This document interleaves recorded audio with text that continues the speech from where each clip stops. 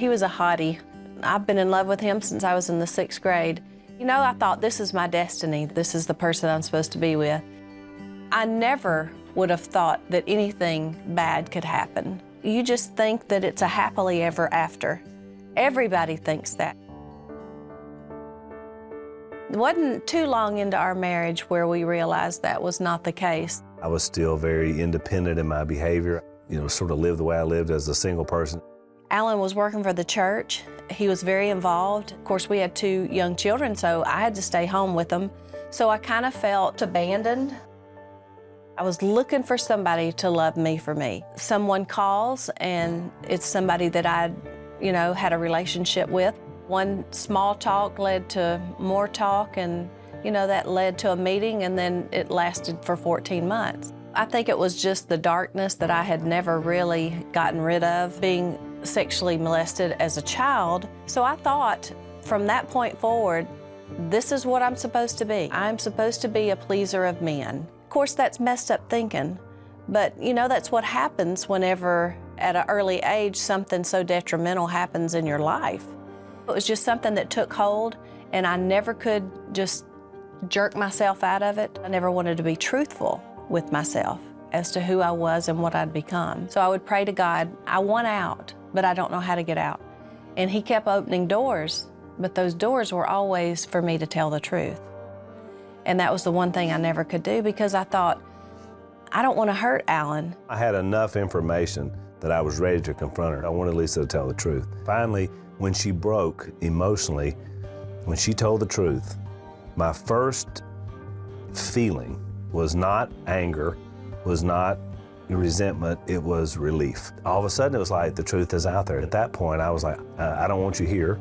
I don't want you in our house. I don't want to sleep in the same bed with you. But for the future, I don't know. We're gonna have to see. My whole life had been built around Alan. I think all that I had actually done was to make Alan the Lord of my life. I didn't have a relationship with God. I'd just been sitting on a pew for 15 years, listening, but nothing ever penetrated. Nothing ever went into my heart and changed my heart. I have nothing. Without God, I have nothing. I finally just went and said, God, you're all I have. What I need to do, show me how to get past this. I had a group of ladies that I studied with. About 3 weeks into it, I said, you know what? I don't think I have God's Spirit. I think that's what's missing here.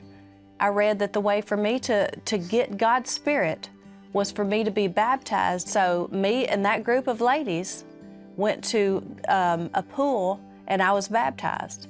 I put it all out there on the line. I took that shame and I laid all of it at the foot of the cross, and Christ took it. And I felt relief from all these burdens, from all the problems that I'd had. Being molested, I felt just an immediate washing of all of that. At that point, I thought, I can do anything. Even if Alan and I don't get back together, even if I lose that relationship, I still have my relationship with Christ. She was finally doing it for the right reasons in her relationship with God, separate from me. I saw in her a true life change, an inner life change that she went through when she really made Jesus her Lord. When we made the decision to get back together, I didn't want to do it flippantly. Okay, move on back, everything's great. I knew this had to be a moment for us. And we basically had a vow renewal, but it was personal, it was private, just the 2 of us. And we got new rings, and then we started our life again as husband and wife. That was probably the one greatest gift that I've ever received, his forgiveness. It was very raw at the time. It was very tough. Every day I didn't wake up feeling like, oh, I'm the best, I'm forgiving. It took a lot of growth, and it took a lot of love, and it took a lot of time to live that forgiveness out. It is shameful, the things that I've done in my life, but that shame does not define me. The thing that defines me is forgiveness and grace and just being the woman that I need to be, a Christian and godly wife and woman and mother and grandmother and friend. And God has put us in a position now of we're on national television, we're writing books, we're all over the place. All of a sudden, you realize that, we're in this place I never could have imagined us being. The relationship we have now is something that I never could have imagined us having. I wake up every day and think, could I love this man anymore? And the next day I wake up and I love him more than I did the day before. That's just God, and he gives us that. He gives us the ability to love exponentially, more than we ever thought we could. I'm praying that there's marriage in heaven.